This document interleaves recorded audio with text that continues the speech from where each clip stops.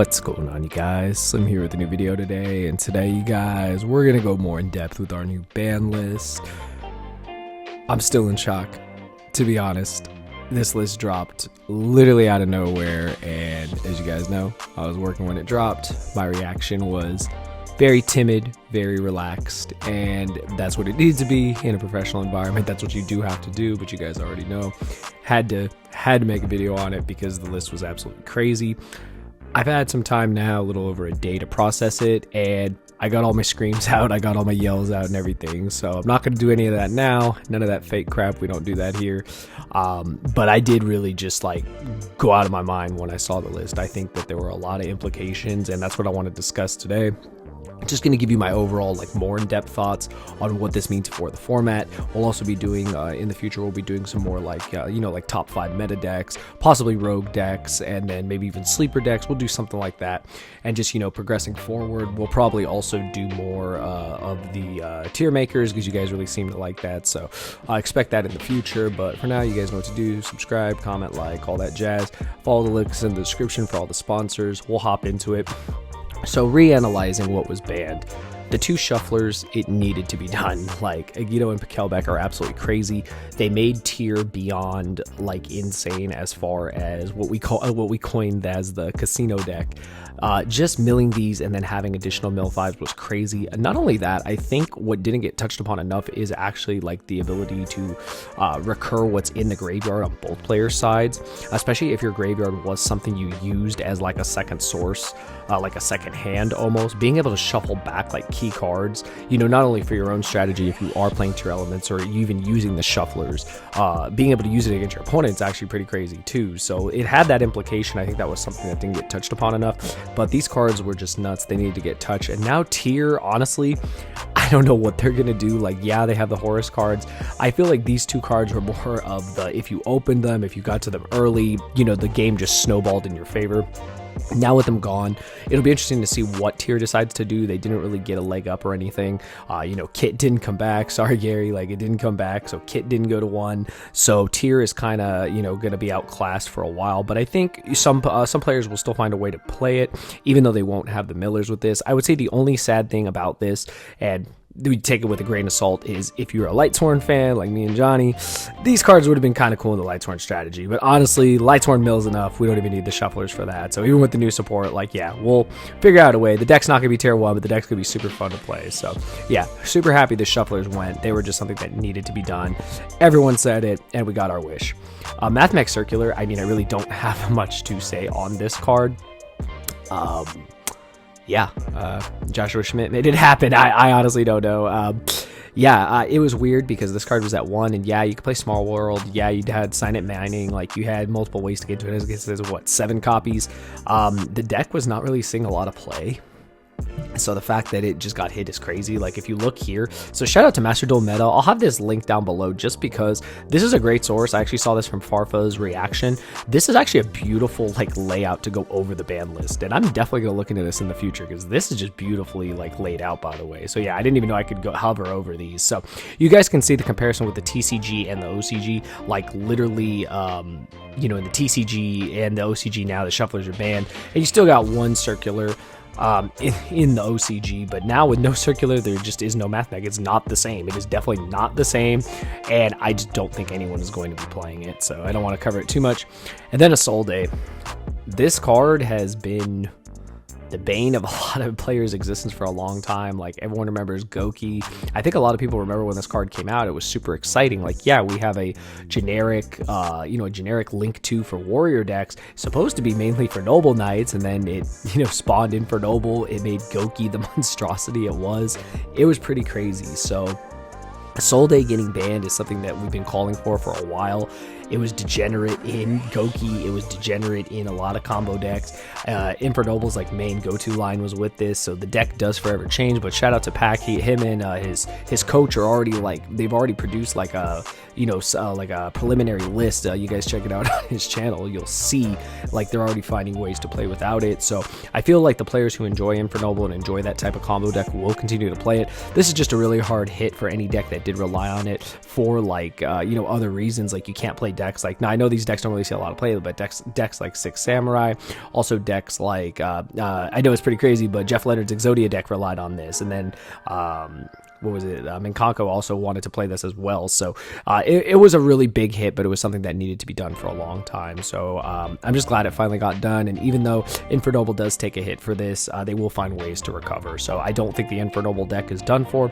It'll just take the correct pilots. I definitely got my eyes on Pack to see what he does with the deck. I think that given more time, he might find a way to bring it to still topping or winning success. So it'll be interesting to see what happens with that.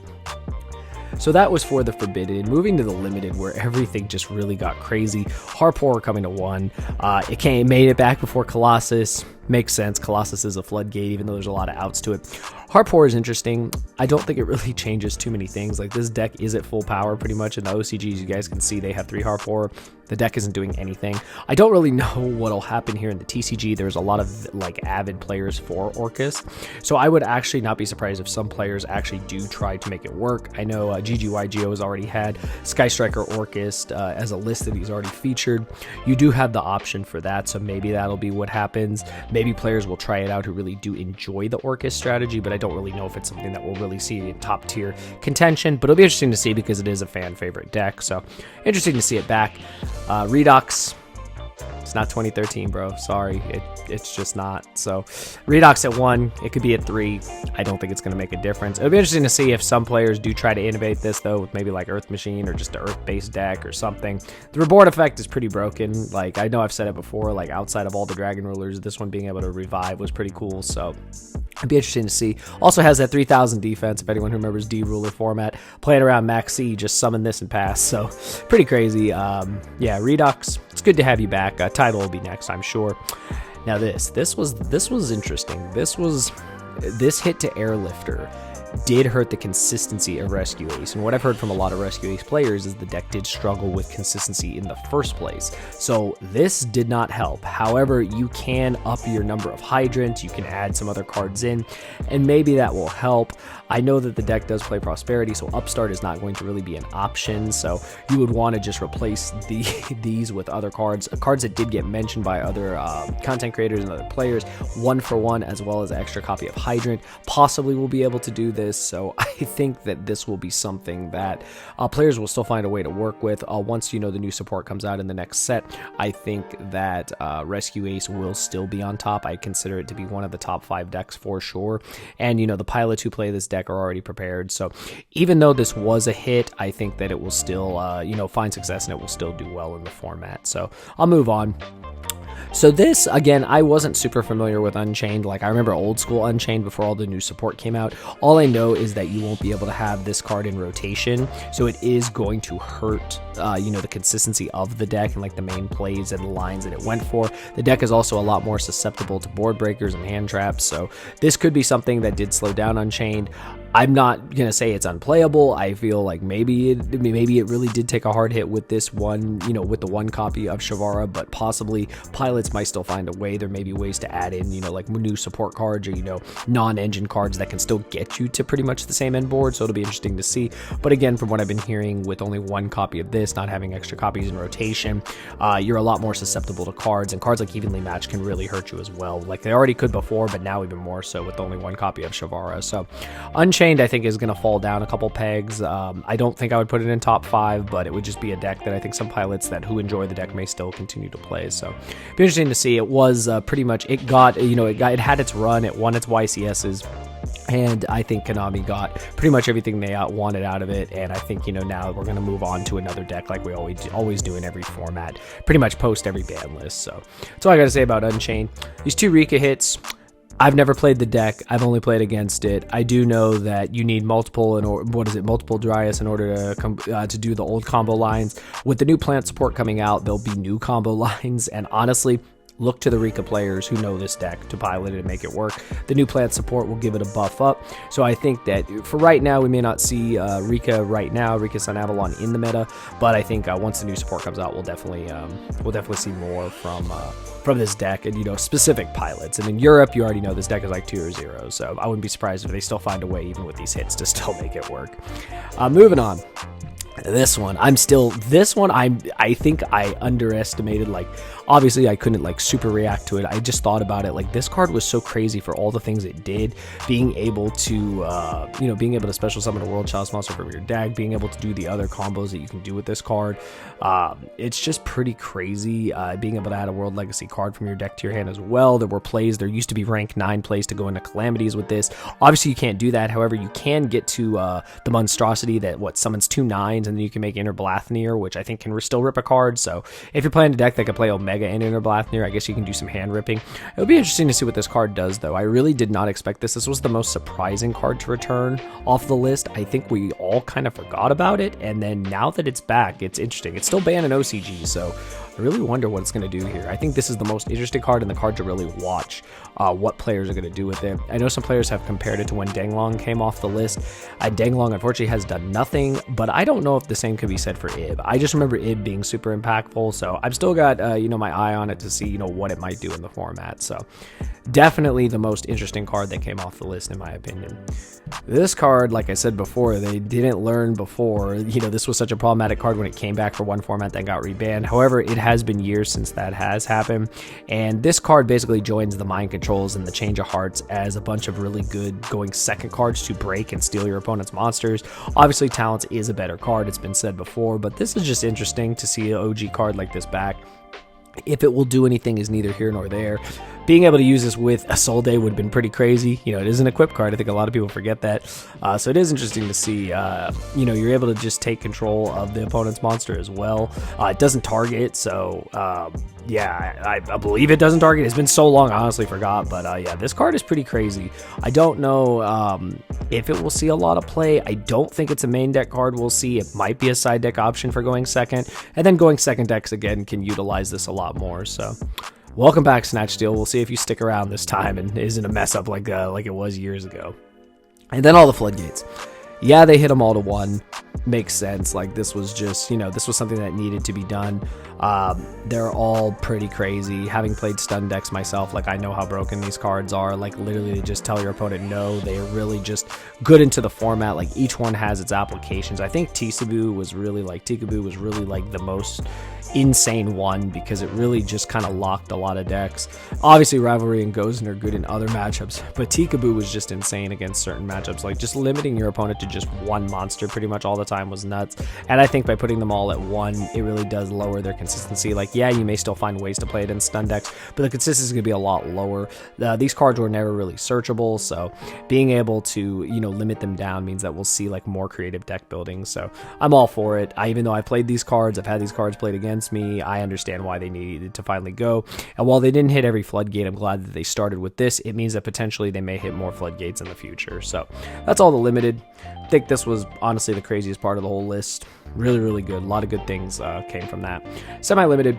Pankratops is one of my favorite side deck cards, one of the best side deck cards. We have Fenrir and Pankratops in the same format. I think that's crazy. I think this is just going to be an amazing side deck card. One of my favorite cards. Super happy to see it at 2. Maybe it'll be back at 3 one day.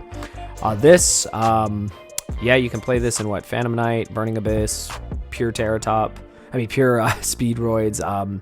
I'm fine with this. I don't think this card is utterly broken. Used to be back in the day. This card was crazy. Free Dante without your normal summon was pretty nuts. But now I think time has passed. This card has aged, and it's fine to see it back. At 2, I honestly could see this card even going to 3 in the future, and I don't think it would really make a huge difference. But who knows? Time will tell. And then this was a slap on the wrist to Pearly. It does lower their consistency. Hitting with the revealing 2 copies of this, and then My Friend. Or one of the other ones is like fine. Like, this just lowered the consistency.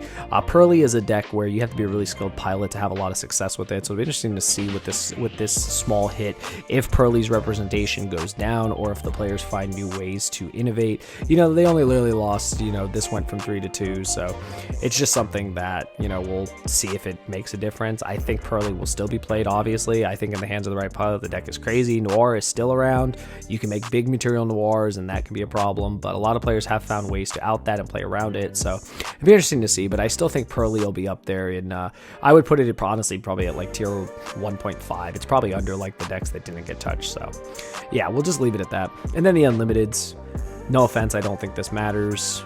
This is interesting because Pure Kashtira, you wouldn't think it's a deck, but yeah, it's a deck, and it is actually quite good. So this is interesting for sure, because you have 3 Unicorn and 3 Fenrir, so interesting.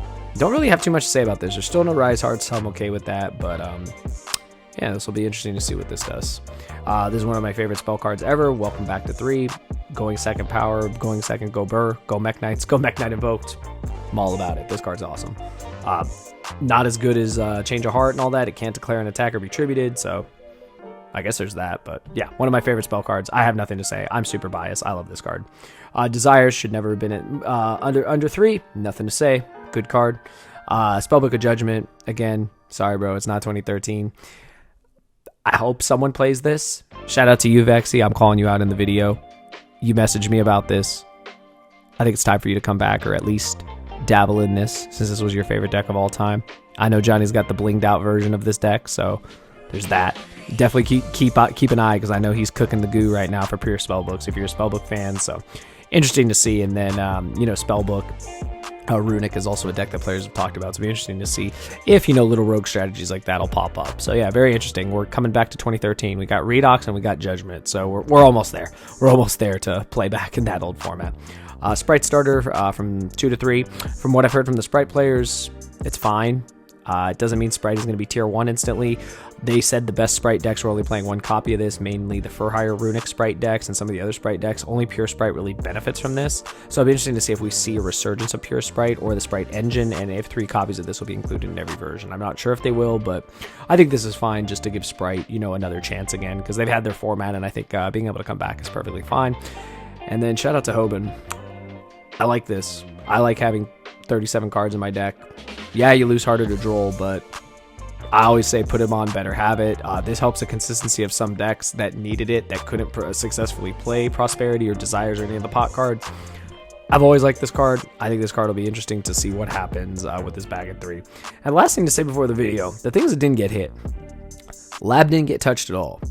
Lab is tier 1 and annoying because it's a trap deck and it's a virus deck and it can do a lot of crazy things. Keep your eye on Lab, because I guarantee it's still going to be top tier. The Runic engine did not get touched. I think we all thought it did. I thought it would, and it didn't. So interesting to say what will happen, but Runic Bestial is still a deck. Runic Stun, not so much. It really took some hard hits with these floodgates, but some crazy bastards may still find ways to make it work, so keep that in mind. But I think Runic will be, you know, will live on through as an engine in other decks. I can see for higher Runic Sprite in general, Live Twin Evil, whatever it is, Live Twin Evil Twin Runic Sprite. Like, there's so many options with the Runic engine. There's a lot of decks that can utilize the Runic cards, and it'll be interesting to see if they'll be used. You know, they'll be being used as an engine as opposed to being used as its own deck, its own stun deck, because I think is what more of what the players want. Less floodgates, more interaction, and I think that's what we'll see from that. But that's pretty much my overall, like, in-depth analyzation of everything. I really think this list was good. I really got no complaints. There's nothing over here that really made me say, oh my god, you took my cards away, because this time you didn't. I wasn't really playing any of the ones that got banned. Limited honestly didn't hurt me at all either. Yeah, it hit some floodgates, but whatever. I can live with that. Super happy to see Pankratops from 1 to 2. I just love this card, so it's one of the best design cards in Yu-Gi-Oh! I just want to see it back at 3. And everything else I'm fine with. Upstart at 3, Desires at 3 where it should be. Mind Control at 3 is pretty cool. Lets me try out some rogue decks and some going second strategies. So overall, I'm super happy with it. I think the list was good. Obviously, no list is ever perfect, but I think this was one of the best lists we've had in years and one of the more interesting formats going forward. So hopefully you guys enjoyed. Be sure to smash that like button if you did. Let me know your comments, you know, in the comment section below, your thoughts on the list. What do you think will be top tier? Pretty sure it's going to be self-explanatory as far as decks like Lab and decks like, you know, Rescue Ace. Even though there was the hit, they can still play. They're getting more support. I think that those decks will still do well. It'll be interesting to see what happens in the future. But that's all I got to say for today, you guys. Again, smash that like button if you enjoyed. Let me know your thoughts in the section below. I'll see you guys in the next video. Thank you for watching.